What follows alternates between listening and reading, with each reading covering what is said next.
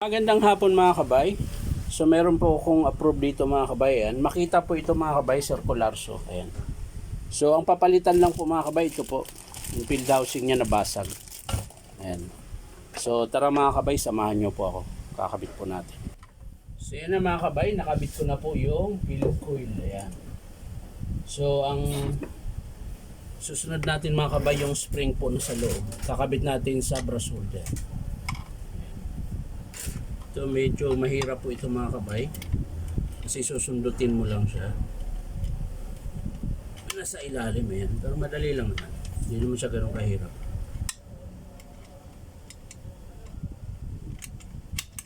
Diba? Tapos na. Ngayon next yung screw. Ayan.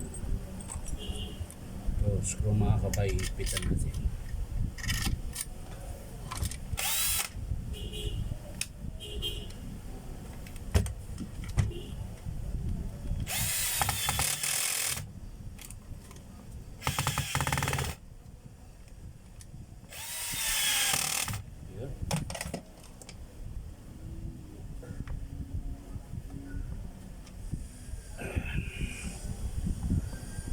So ayan mga kabay, paipit na po.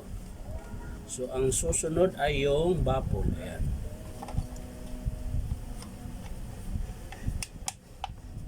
So ayan na mga kabay.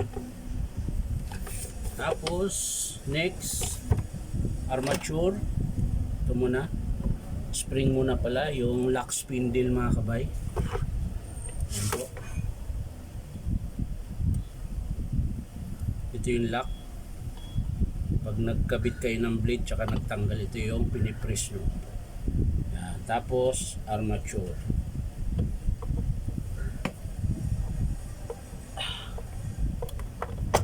Yan. Tapos syempre ito na mga kabay.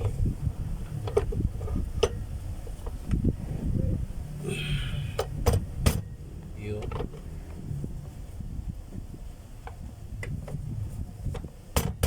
Tapos screw.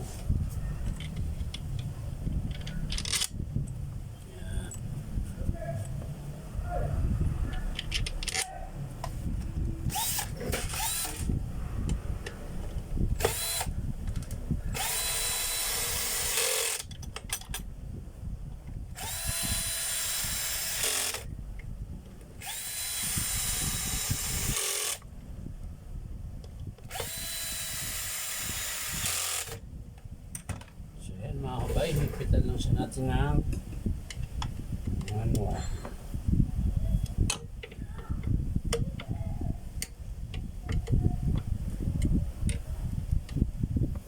Yan. Tapos ang sunod ay ito, ang takip ng wire.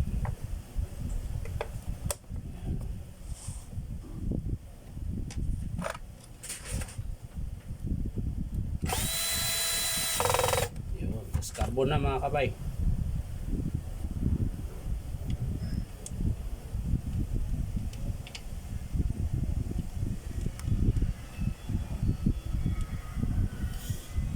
Ay nako, pumasok ka na. Dilim. Tingnan natin. Diba?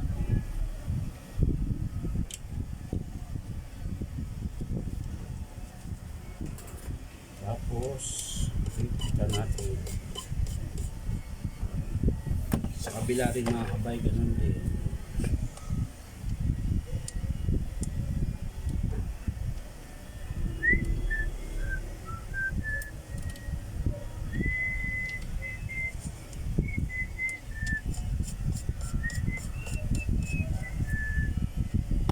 Basta mga kabay, test natin kung gagana siya.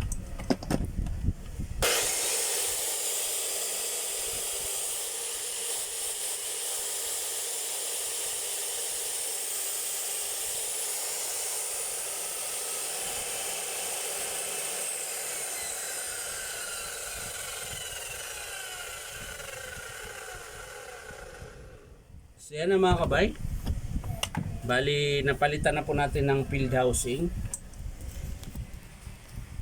So, ayan, okay na po siya mga kabay. So, yan bay, maraming salamat sa panonood at pa-like and share na rin po.